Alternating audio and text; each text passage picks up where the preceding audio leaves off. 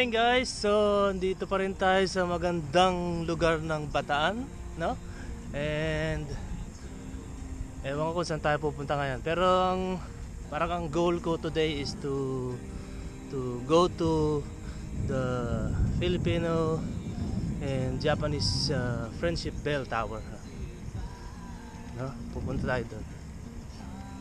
Medyo malayo-layo ng konti pero parang warm up yun for a long ride. Kasi sasama ko yung anak ko sa long ride. Mag-half kami, half ng Bataan Loop. Kasi baka mabigla. Pag nabigla yung anak ko baka umayaw na.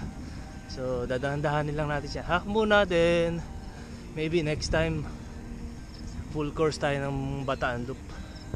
Alright, once again, good morning guys, and let's enjoy every day. Alright, thank you.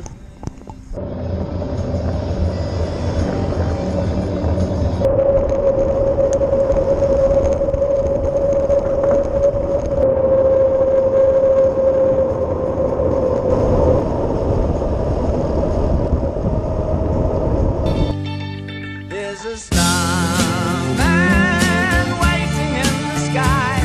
He'd like to come and meet us, but he thinks he'd blow our minds. There's a starman waiting in the sky. He's told us not to blow it, 'cause he knows it's all worthwhile. He told me, let the children lose it, let the children use it, let all the children boogie.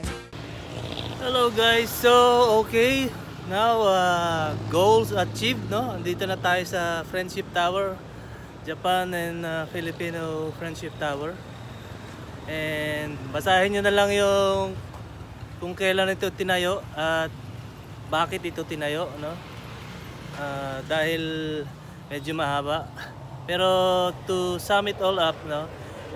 Binigay ito ng Japan sa atin, Buddhist Japanese na si Kensai, as a peace offering, dahil alam nila na ang mga Katoliko ay